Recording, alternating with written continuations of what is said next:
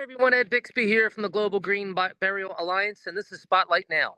Today, I'm here with Laura Starkey, who is the founder and executive director of Heartwood Preserve, a natural cemetery within a 41-acre conservation sanctuary in the Newport Richey area of Florida.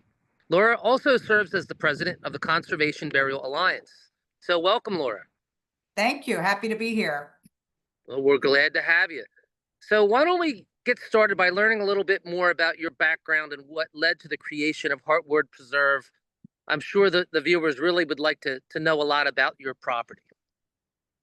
Sure. Yeah, I'm a third generation Floridian. There aren't many people that are several generations of Floridians anymore, but my family, I grew up on this land, and I had an opportunity to purchase a corner of our family's original cattle ranch that what had been a cattle ranch by my grandfather and father, and where I was raised. I had an opportunity to purchase a portion of it to do this project. And so I took advantage of that opportunity and created Heartwood. Kind of came at it from a different door from most people who run cemeteries. I came at it from the landowner side of things and trying to find a way to conserve the land that would pay for being able to conserve it, because it takes resources and money to conserve land and take care of it and manage it. It's not just a matter of locking the gate, throwing away the key, and calling it conservation. You need to manage it. This is wood. These are woods that need prescribed fire. They need invasive species control. So in order to conserve the land and take care of it, it does take resources. So I found out about conservation burial grounds at a land conservation convention conference workshop about conservation burial as a tool for conservation. So I was intrigued by that many years ago and kind of held that in the back of my mind, and then brought it forward when the opportunity came up a few years later to start this on this corner of our family's land. Well, and you bring up a good point for the viewers. That conservation burial and natural burial itself, cemeteries, they do actively preserve properties and land, and it's really important to know that it's a great tool, to create this environment, and it's a wonderful way to honor your family, by preserving your property with such an honorable and beautiful thing as natural burial. And with that being said, could you paint a picture of the cemetery? How big is the property, and what types of different habitats can be found on it? Sure. Our property altogether is 41 acres. We are bordering on the north side of our property an 18,000 acre preserve that is preserved by the state of Florida through its water management district. Part of it being owned by the county as a open park area. So this preserve is the Starkey Wilderness Preserve is a beloved preserve that people in this part of the Tampa Bay area just love that preserve, because it's just so much beautiful protected woods and accessible to many people.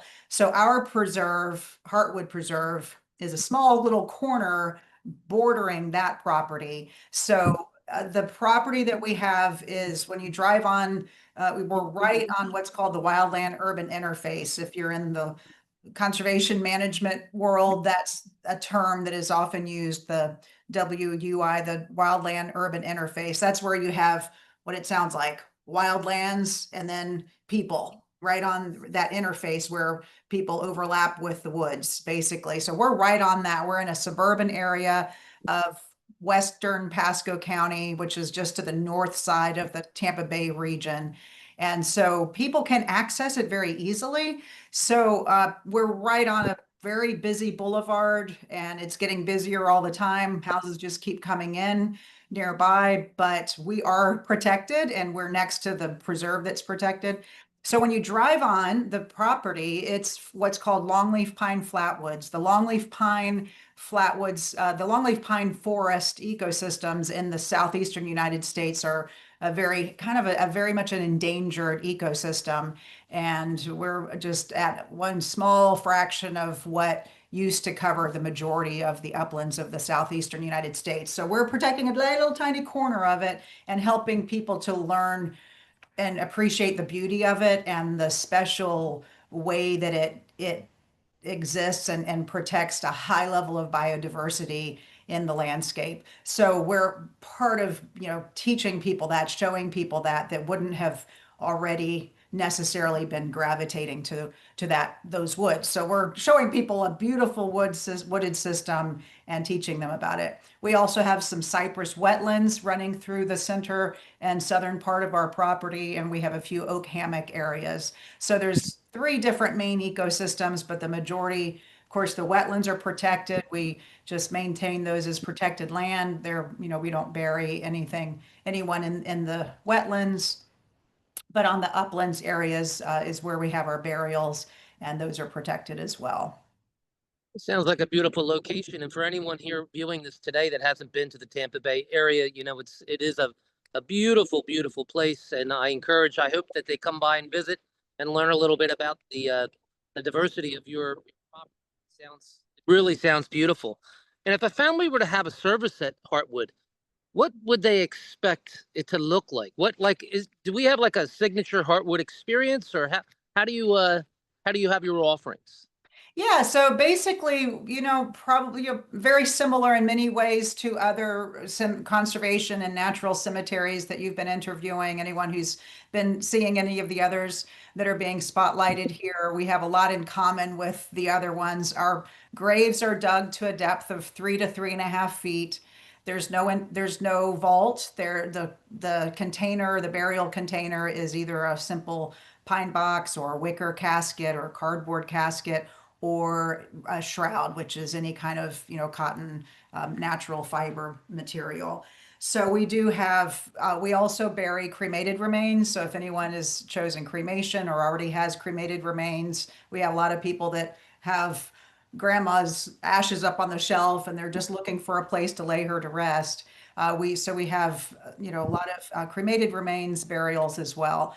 We have the burial day itself. We have a beautiful welcome center. The room I'm in is my office within the welcome center. We have a nice, good-sized room that kind of serves almost like a chapel, I guess, where people can have their gathering, their celebration of life. If they want to bring in, food or lunch or, pastries, and we serve coffee and ice water at all of our services so people can kind of make it a comfortable place, even all the way up to if someone wants to cater it because they don't want to have everybody come into their house or figuring out a restaurant after the service. So we have space where some people will, bring in a caterer and have their whole time here for their whole burial service.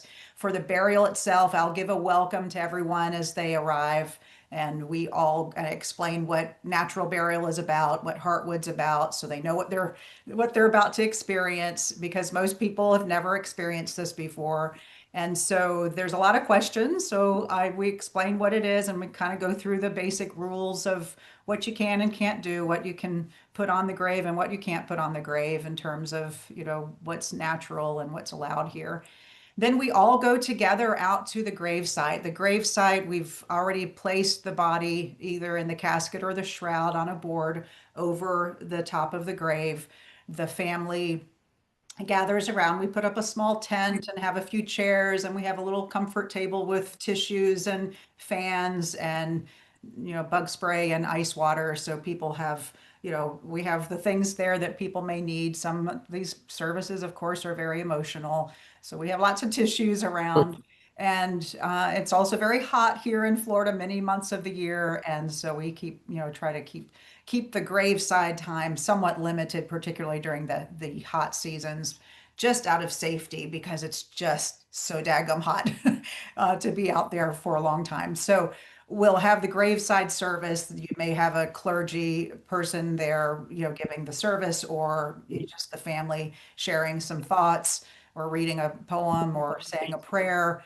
Then we lower the body, the casket, or just the body into the grave with ropes. And the family can participate in that if they would like to. They're not obligated to, but we give them that opportunity. We lower with by hand into the grave, and then we opt for people to take the shovel and begin to close. I just tell people it's a nice physical way to say goodbye to the physical form of our loved one.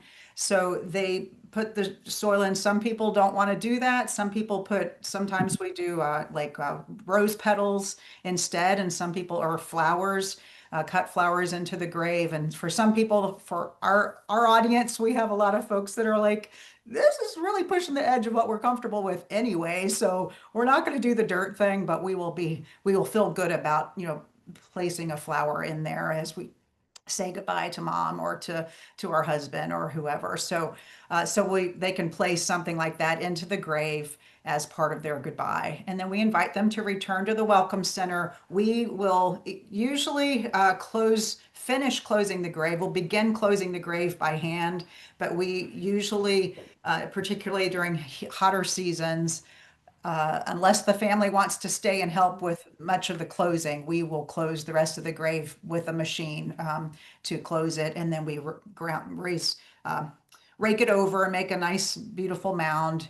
We invite the family back out after we've completed that to come back and put wildflower seeds on top of the grave. We have wildflower seeds that are a mixture of plants that are native to this ecosystem. So we instruct people, don't bring anything from the outside, nothing with seeds or roots, nothing that will grow from, the garden center's wildflower seed packet is not the seeds that we use here. So we explain that to everyone, and we provide those seeds, for everyone to use that day. And if they come back, we just have little packets out for people to put on the graves.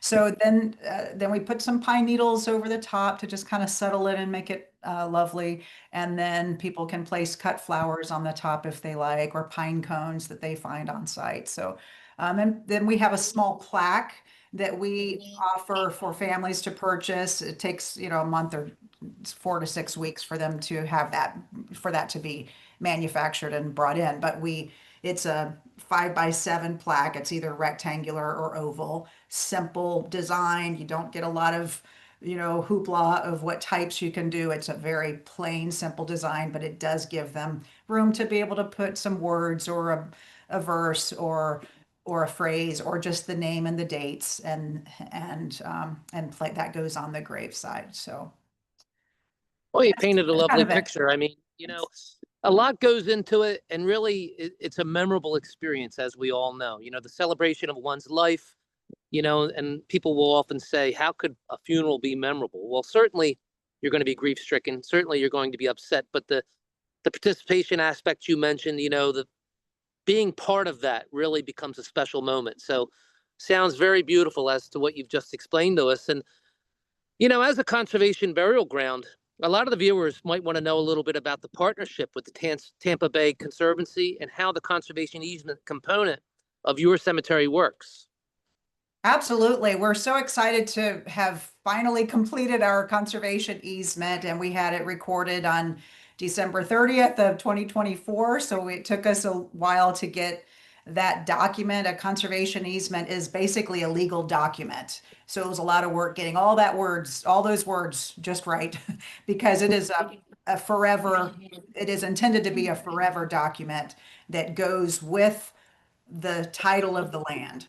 So it basically it is a legal document that requires the owners of this land to keep it in this original form of conservation. So it is to be enforced over these times, because eventually I won't be here as the current owner of this. Someone else will be owning it after running this after I'm gone, and someone after they're gone, and so on.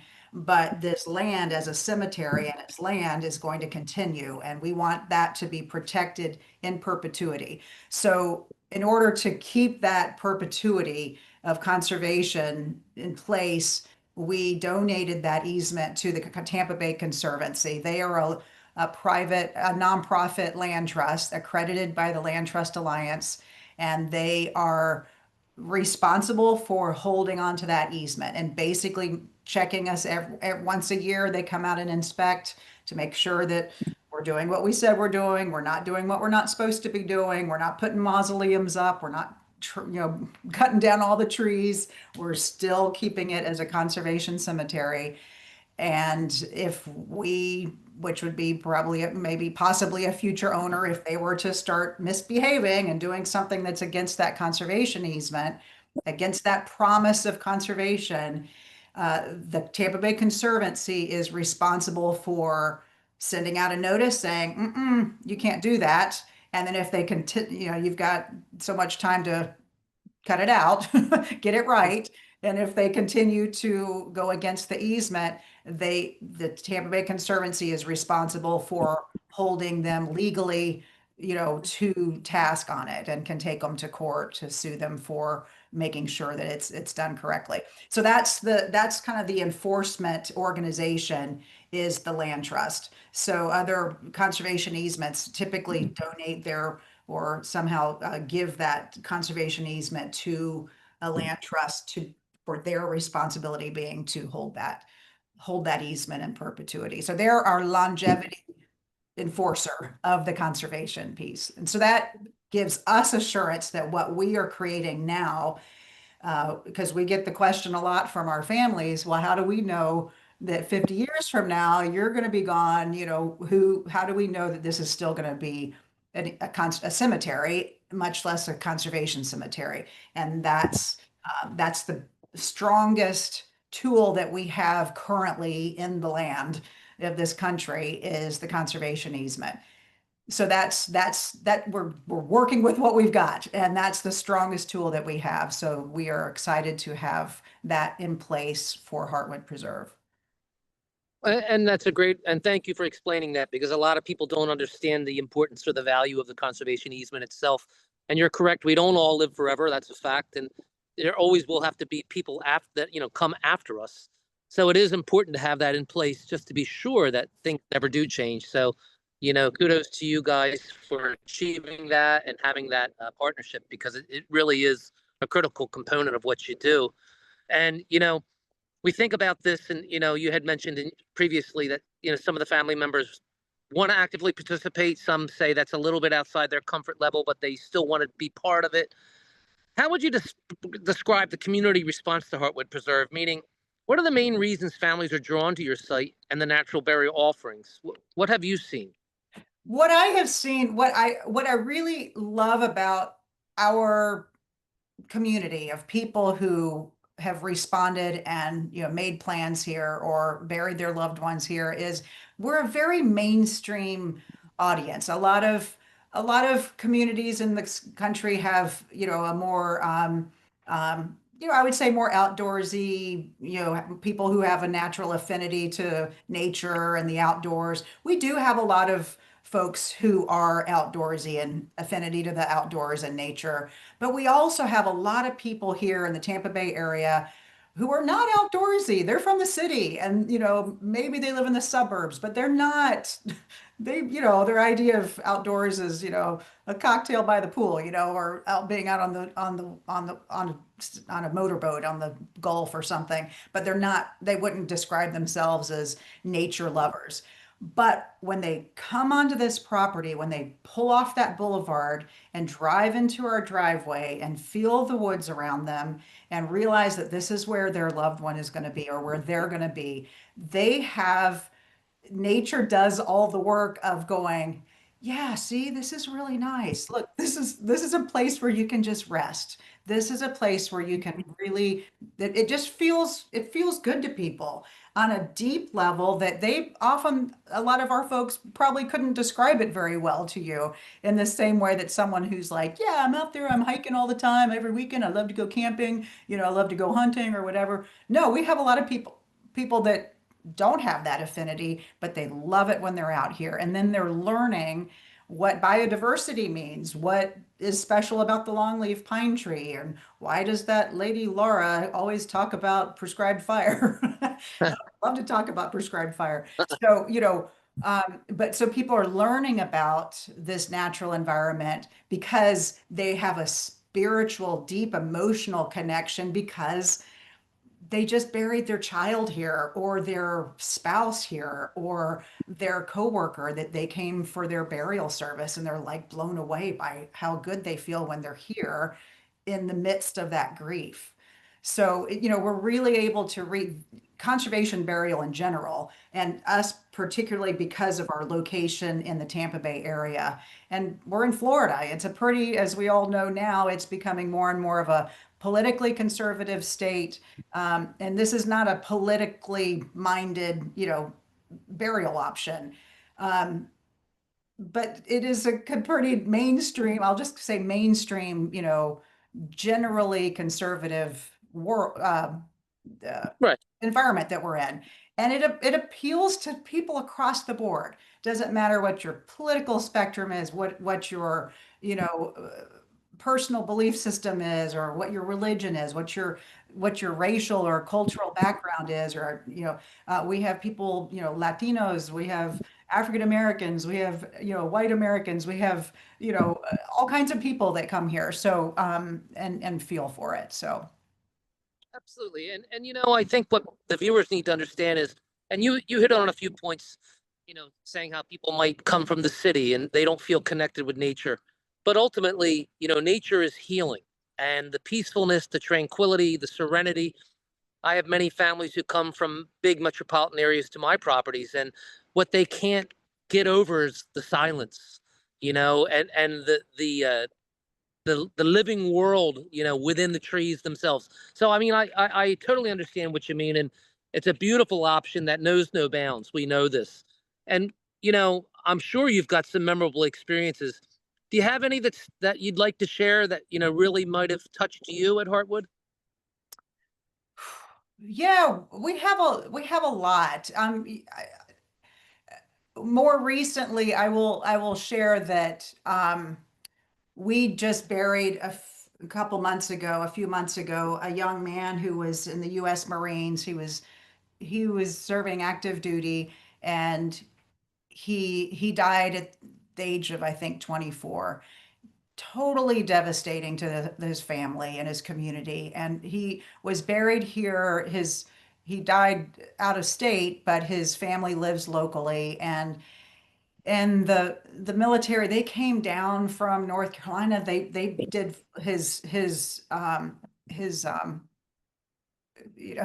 buddies from the military came down. They gave him full military honors. We had the full military honor of the Marines, and it was so emotional because he was young and nobody saw it coming, and everyone was just devastated. He had younger sisters. It was just very um, deeply emotional. It was a very tough service. And, the mother comes, and the daughters, the sisters, they come out several, they've been coming out almost every day, for weeks afterwards. They would come out, and for them to be able to just come and visit, they'll, you know, put pine cones all over his grave. They'll put more flowers out there. And so they just kind of tend to it a good bit. And people often tend more during those first months following a burial.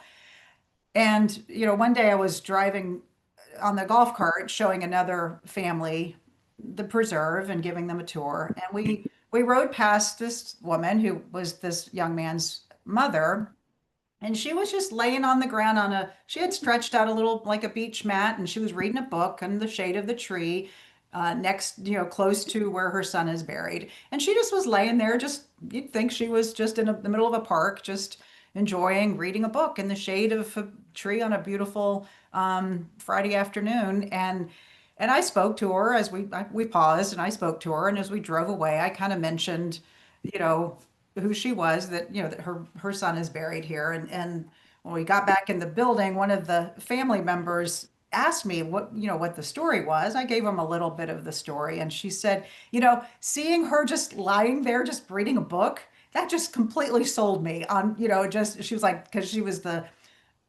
daughter of the older couple we were giving a tour to, and she just said, that she was like, that just spoke worlds to her, was the fact that here was this woman who was so comfortable and, deeply grieving. She was sad, but she just, she was feeling comfort by just being able to just hang out, a few feet away and read a book under the in the shade of a tree. And um, so that's just a recent that service was very moving to all of us that were here for that day. It was a huge gathering. There were, lots and lots of people here. And it, again, very, very emotional because he was a young person. And, but, when I first started, the first person we buried was a young man. And the second person we buried was a young man. And I was like, no, we want to just be burying people who are lived good long lives and they're like in their upper 90s. They died quietly and peacefully. And we have a lot of those burials, but we I was like, oh, it's kind of hard when we bury young people. But those families who suffer the loss of a young person, of their child or of their sibling, are able to grieve here and able to find some peace while they're here. I had one other mother who had said to me, you know, every day I cry because her son had died. He was in his 30s and she was just deeply mourning him. And um, she said, every day I cry. And when I come here, it's the only place where I don't cry. And it's not because, because she's feels at peace because she's near him and she, feels at peace with where he is. And so that's another one that just really sticks with me. And being a mother myself, I can't think of anything that scares me more than the thought of losing my child. So I mourn along with those parents. And but there is a type of comfort that they can find here that they have all expressed such gratitude that they have this place. Well, that's absolutely beautiful. And I can concur with you that, for the viewers, that you create a space that's inviting, a space that forever feels like your loved one, the memory of your loved one. And that's why, probably she doesn't cry, is that she feels his presence while she's there. And that's really a special thing because in modern day, unfortunately, in the last 100 years, people have started to lose touch with the cemetery space. And Mm. it's a big component of what we do is bringing people back to the cemetery because that final moment, a lot of times, the grief is so immense. They're not able to shake that, they weren't part of that process. So being part of the physicality part, a lot of times really brings them closer to their loved ones. So thank you very much for sharing that wonderful story. And this brings me to my favorite part. Of course, I always want to know, where would you like to see Heartwood Preserve, in the next 5 to 10 years? I mean, maybe it's the same, maybe it's changed, but what would you like to see, Laura? Well, of course, we're talking about how people feel when they come out here, and what I realize as we go through the years, we're about to hit our ninth birthday in next weekend is our ninth year of operation. And, we're really building a community of people who have their plans to be here and or have a loved one buried here. And, a lot of conservation cemeteries, natural cemeteries started as a community of people who wanted to see this happen. And together they built that cemetery. That's not how this one happened. I had an opportunity and I kind of took the field of dreams. If you build it, they will come. So I'm kind of building me starting it with then people helping me. And then from there, we started growing the community. So instead of grassroots support going this way, we were like, building it out this way, if that makes sense. So what I would love to see is that community continue to grow because I feel that that community that we're building now is the community of people who have ownership over this place on many levels, and that they will and their families will continue as that foundation grows and becomes more solid. They have, they have the connection to, I mean, I love this land because I grew up here and I started this thing, and so I'm deeply connected here, of course, that kind of goes without saying, and so are my staff.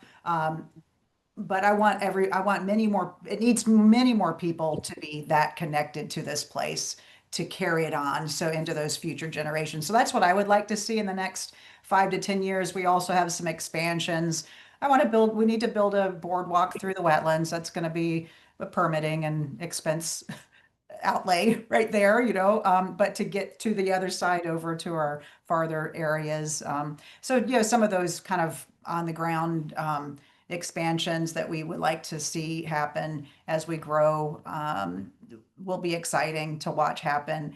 But from a big picture perspective, I would really like to see our community grow and have more people take that ownership over it as opposed to, this is not about just the transactions of the sales and, the number of people we have buried and the number of, I mean, that's important to have. We need to have the sales to be able to keep our doors open and to be able to offer these services in a quality way and for our staff to be able to have affordable lives, to be able to have sustainable salaries. Our staff can't be doing this for free or and not be able to pay the rent and pay their expenses. So, it's important to be able to support the staff as well as our operations. So, but it needs to be much more than just the transactional business side of things. It's kind of like they kind of need to go hand in hand. So, Well, absolutely. I mean, that's a beautiful vision, and you're 100% correct that unfortunately these places don't operate on good faith, but it takes a village. So the community itself, their involvement, their support, that really goes a far way. And the more people you help, as you already know, the more support you receive because they catch the bug. They say, this is what I want, this is what I believe in. And keep up the good work with Heartwood Preserve. Keep up the good work with the Conservation Burial Alliance. Viewers here support the Conservation Burial Alliance and all the good work that they do. So thank you for joining us today, Laura. Viewers can learn more by visiting heartwoodpreserve.com. It's been a pleasure, and we look forward to hearing about some of those expansions in the future someday, Laura. It's really, really thank you, great work. Ed. I really appreciate it. I think it's great that you're doing these spotlights. I really appreciate all you and your crew are doing to push this movement forward, across the board. And thank you for that. So these are really special and I appreciate you doing these. And thanks for having me. You're very welcome. All right. Thank you, Laura. All right, everybody. See you at the next spotlight.